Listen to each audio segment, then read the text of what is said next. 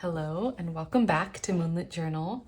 I just had the longest day at work. My brain feels a little bit fried and I can feel a migraine coming on.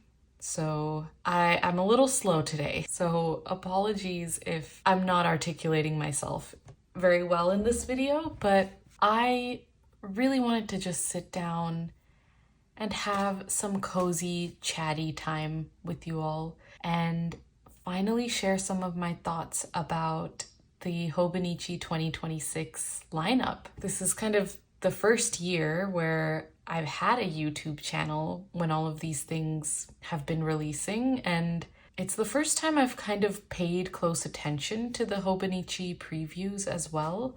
In previous years, I absorbed the information through other YouTubers, but this year I paid a lot of attention every day to each of the previews, and it was a lot of fun. It was very exciting, and it was like something to look forward to every night. So I really enjoyed it, but I have also been seeing a lot of discourse online throughout the whole past month, which I'm sure many of you have seen as well. A lot of opinions shared, which is great. I mean, I love to see all of the conversations, but it can also feel a little overwhelming sometimes. There have been days where I'm just tired of hearing about Hobonichi, if I'm being completely honest. And then there are days where it's all I want to consume. So I don't know. I have conflicting feelings about how much space Hobonichi takes up in the journaling space. On one hand, I am, a diehard fan of Hobonichi. They hold a very, very special place in my heart because it's the first brand that got me into daily journaling in a consistent way. Like, their products just work for me. They just click with the way my brain works. But at the same time, sometimes as a creator, it can be a little overwhelming to see everyone talking about it and not knowing how to insert myself in the conversation sometimes, or feeling like I have to be really careful about what I say, or, just not knowing how I'm going to be perceived because there's so many eyes on everything Hobonichi right now. I hope this is making sense. Honestly, this is a very rambly, informal, chatty video. So I don't have my thoughts gathered at all. I'm just treating this as if I'm sitting with a friend and just being very honest about how I'm feeling. I guess all that to say, I have been having a lot of fun with all of the previews that have been coming out. It's caused a lot of joy and excitement for me, and I would like to share my thoughts, but I just hope that this can be a safe space for them. And I know that Hobonichi is kind of polarizing right now, and I completely respect that. I understand why. Even I feel conflicted about some of the new policies they have in place, but I also try to give them grace. Not every brand is going to get everything right. And for me, what it has really come down to is this is a hobby that is meant to bring me joy. It's that simple. It's meant to serve me, make me happy, bring me joy. And the moment anything within this hobby starts being a source of stress or unhappiness or anxiety or FOMO, any negative emotion, then it's not worth my energy anymore, right? Because it is a voluntary hobby at the end of the day. And I feel like I need to take responsibility for what I'm allowing into my life if it's negative. So I am trying to go into planner season with that mindset, constantly asking and checking in with myself. Hey, is this still a cause of joy for you, or is it a cause of stress? If it's stressing you out, then you're doing it wrong. That's not the point.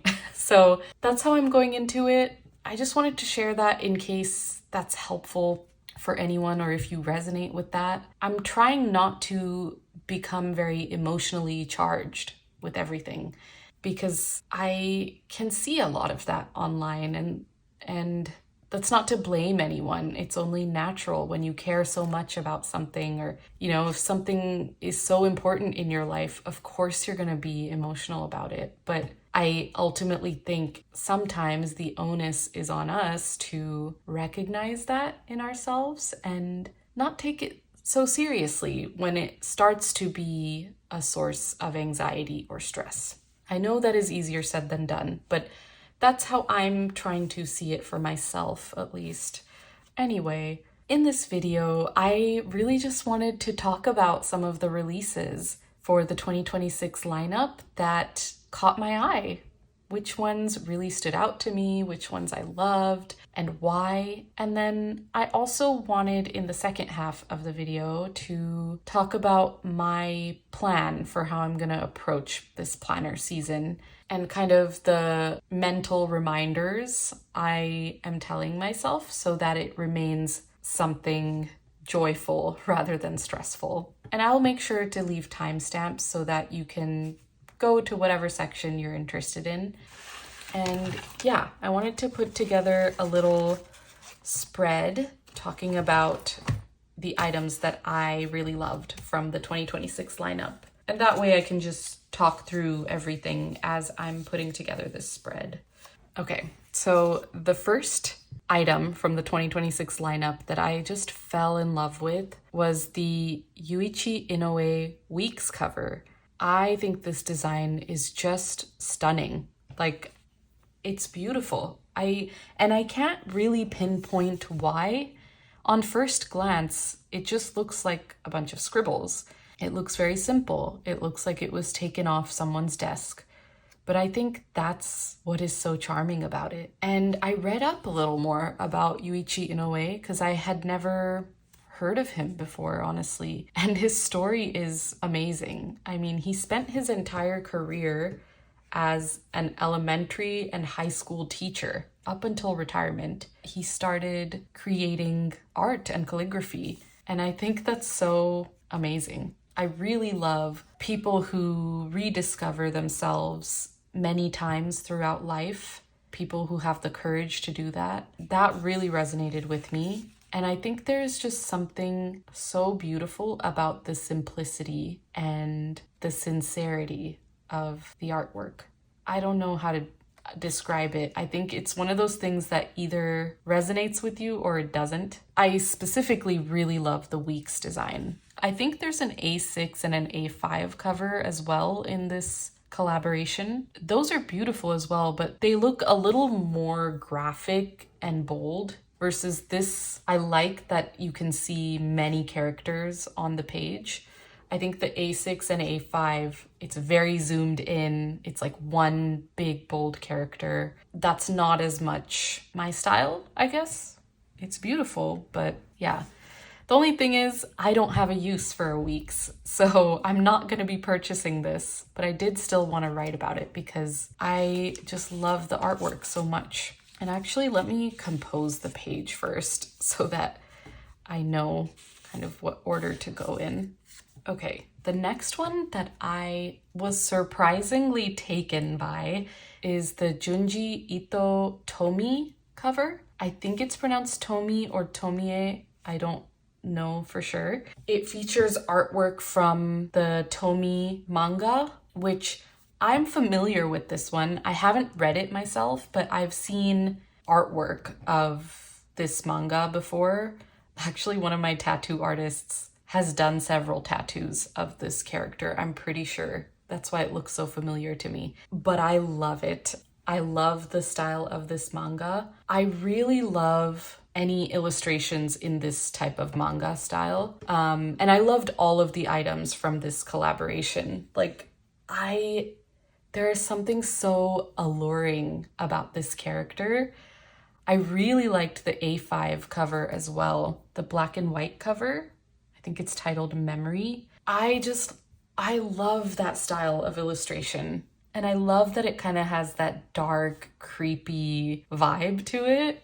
The only reason I'm not getting it is because it's just too busy for my liking. Like, I can appreciate this design, but still know that it wouldn't work for me. But man, if I was a fan of this manga, like if I was part of that fandom, I definitely would have gotten this. Probably the A5 cover, actually, not this one. But yeah, it is a little too busy for my liking, and I have just realized this, like I have decided that I'm not going to get covers with a lot of prints or graphical elements on them because I would just get tired of that and find it maybe a little too overstimulating. I like my cover a lot because it's beautifully designed. It's interesting with all of the like pockets and stitching details, but it's still plain and easy on the eyes. So I know that none of the Junji Ito covers would work for me, but man, I love them. Okay, next we have the Moomin covers. The whole Moomin collaboration is just adorable. I fell in love with it as soon as I saw it. But I have never read Moomin, watched Moomin. I've never been a part of the Moomin world. I'm not familiar with it at all. I just think that the characters are so adorable and I love the illustration style. I think it is illustrated by Tove Jansson as well as written by her. I think this cover is beautiful. There's something very heartwarming about it. When I look at this design, it just makes me feel comforted. It's so comforting. It feels like a warm hug. And I just want to like enter this little magical world. So I had to mention it, even though I'm not at all familiar with Moomin. I think they killed it on this design.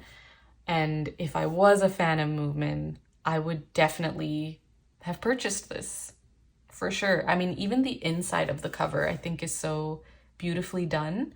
All of the details, like inside the flap, there's another design in there. I just really appreciate the attention to detail on this. And I love how they came out with so many different stationery items as well that go with this same theme. I think they did a great job. Next, I had to talk about Yumi Kitagishi just because she's one of my favorite illustrators that I discovered through Hobonichi.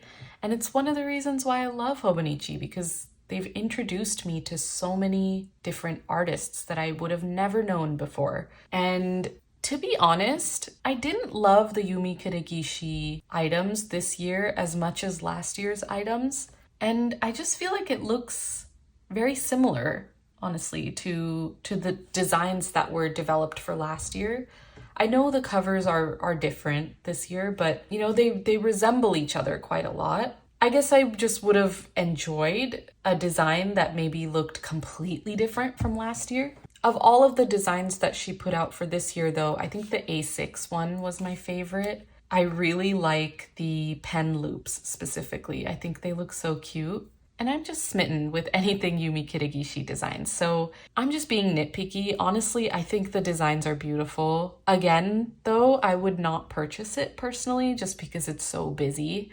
I really love using her stickers in my spreads because they add that nice pop of color and something kind of quirky, but I can still kind of dull it down by adding more neutral elements to the page. But having something like this as a cover, it's too busy for me. It's too much to look at. So I know I'm not going to be purchasing any of her covers. I was intrigued by the drawer pouches though, and I've always wanted a Hobonichi drawer pouch. They just look so functional. Yeah, I would love to get one someday, but I didn't quite fall in love with the Yumi Kitagishi drawer pouches, so I probably will skip, but I do still appreciate the designs. Okay, and the last design that I had to mention that really caught my eye were all of the designs by Kyohei Sakaguchi. Again, another really small artist that I had never heard about before, whose work is just beautiful. I think all of his work is done with pastels, and that is one of my favorite mediums in art. Like, I love the way pastels look, the kind of softer quality that they have. I love the color palette of the weeks. I think it's beautiful. But again, I just know myself. I would get tired of any cover that has a pattern or an image or like anything that isn't kind of a plain color. Just because I'm quite moody with what I like, and it really just depends on how I'm feeling that day. So yeah, realistically, I wouldn't purchase this, but I do still love Kyohei's artwork, and I did want to write about that. Okay, I just spent some time writing out my thoughts and finishing this spread. I had a lot to say. I guess overall, I have decided that I'm not going to purchase any new covers. While I really liked the 2026 lineup, nothing really felt like a necessity for me. And I think it's because this truly was my dream cover. I deliberated for a long time to get this cover, and I finally bought it like right before it was out of stock everywhere. So I gave it a lot of thought, and I knew for many reasons that this was the perfect cover for me. And this was part of the 2025 release. This is the Poder Stroll cover, and I was happy to see that they are continuing to release them. It feels like maybe every year now. There were 2 new Poder Stroll covers this year for 2026, so super happy about that. If any of you are interested in that case, I cannot recommend it enough. It is truly my dream cover, and I think because this cover is working so well for me and I still find it beautiful to this day, I just don't feel a need to buy another one. And I feel very at peace with that. The quality is so great that it's going to continue to work for me for, I don't know, probably years on end. So because I love the case that I'm using, and I know I'm going to continue to use an A5 sized notebook, I didn't really have a need for anything else that was released in the 2026 lineup. Looking now at all of the covers that did catch my eye, all of the ones that I found beautiful, realistically, none of them would work in my life because they're all a little too busy for me. I can admire and appreciate how beautiful they are while still knowing that it doesn't quite suit my preferences and my tastes. So I guess that made the decision really easy for me to opt out of purchasing anything this year. I'm still going to get a Hobonichi book, of course. I'm still figuring out which one I want to get, if I'll continue to use a cousin, or maybe switch to an avec system, or opt for the day free. I'm not sure yet, but I have decided that I'm not going to be picking up any new covers or any weeks or anything like that. There were some stationery items that do seem very appealing to me, so I'll think about that. I would love to get like a pencil board and maybe a drawer pouch, we'll see, but nothing really stands out to me at this time, so I'll give that more thought. Those are all of my thoughts on the 2026 lineup. Of course, I have opinions about everything that released, but this video would go on and on for hours if I didn't narrow it down to these 5 designs. So these were just my top picks and why ultimately I won't be purchasing any of them. Now I wanted to kind of talk about how I'm going to be approaching planner season in general, and I touched on it a bit at the start of the video, but I do have a lot of thoughts and ideas about how I would like to reframe planner season in general so that it doesn't become a source of stress or anxiety. I think for me, the first part of my plan is that I'm not going to be purchasing anything on September 1st. And I think it helps that, I don't have any of these items on my wish list. I'm not planning to buy any of the collaboration items, so I can afford to wait. But honestly, even before I knew what the lineup would be, even on August 1st, I had told myself that I'm not going to purchase on September 1st because I don't want to put myself in that position. And that's just a personal decision. I know that we all have different opinions on that. Do whatever works for you, of course, but for me, I had decided that it's not worth the stress. In previous years, they've always restocked whatever gets sold out on day one. And ultimately for me, it's not the end of the world if I didn't get the item that I wanted, because there are so many amazing options to choose from when it comes to journals. And I think also reminding myself that I already have all the tools I need really helped. Again, before even knowing what the lineup was going to consist of, I reminded myself that I have this beautiful cover already, and it's a cover that I really coveted. I really wanted it, and it brings me so much joy to open this up every day and to use this. And I think I would want to continue to use it next year too. Knowing that I already have something that is working for me, that I love, gave me a lot of peace of mind and helped me make that decision that we can skip out on the craziness of day one. I don't want to run into a situation like so many people did last year where, the website was glitching out or they weren't able to check out on September 1st, and it caused a lot of unnecessary stress and a feeling of FOMO, of feeling this scarcity mindset. And I just don't want to put myself in that position. And it comes back to what I was saying at the start, which is this is meant to be something that brings joy into my life.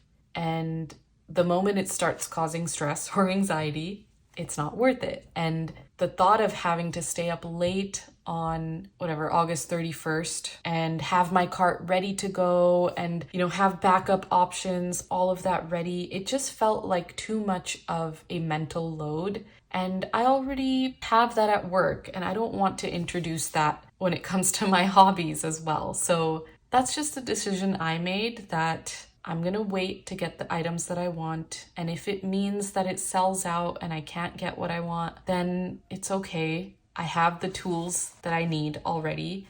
And all I really need at the end of the day is the book. And that's going to be in stock. It's going to be stocked at so many different retailers. So that's good enough for me. But I understand that that is easier said than done. I understand it's easier for me because I don't want any of the collaboration items or any of the items that will probably be really popular.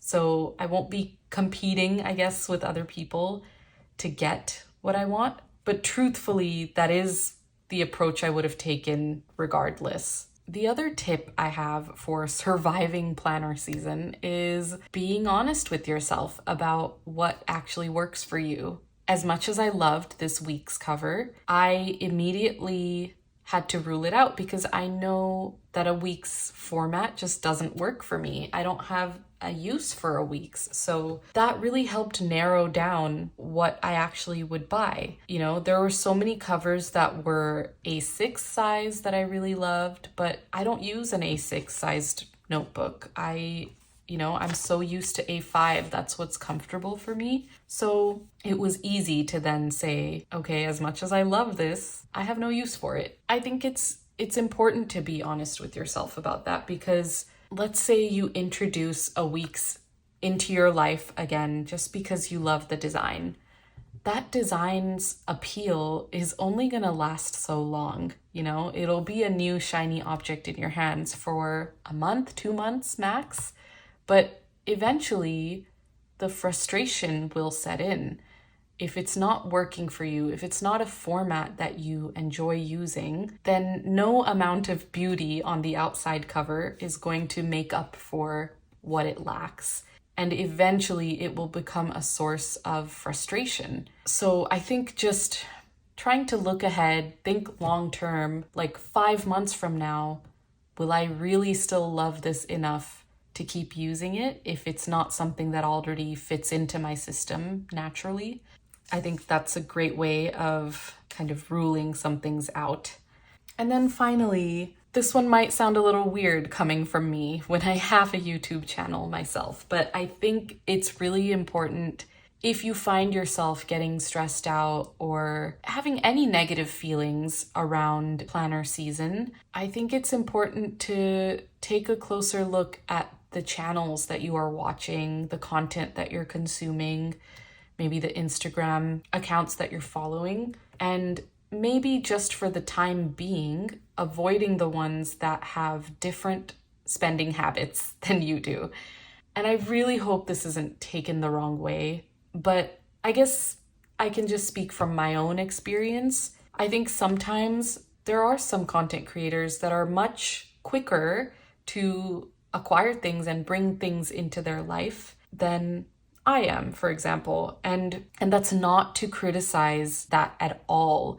I think everyone is allowed to purchase whatever they want. You know, we all make our own purchase decisions based on our own finances, our own priorities, like what matters to us. It's such a personal decision. So please know, I'm not criticizing anyone who does like to purchase a lot of stationery or bring a lot of items into their life. That is totally up to you. I'm just saying, when I watch someone who has really different spending habits than I do, there is something subconsciously that happens in my brain that starts to normalize the amount that they're buying and starts to feel a sense of FOMO, feel like I'm inadequate because I don't have all of those amazing items that they have. And this, again, all happens at a subconscious level, but you know, it does influence you at the end of the day. So I think it's really important to consciously watch content that is aligned with your values when it comes to what you do and don't spend on and how much you spend.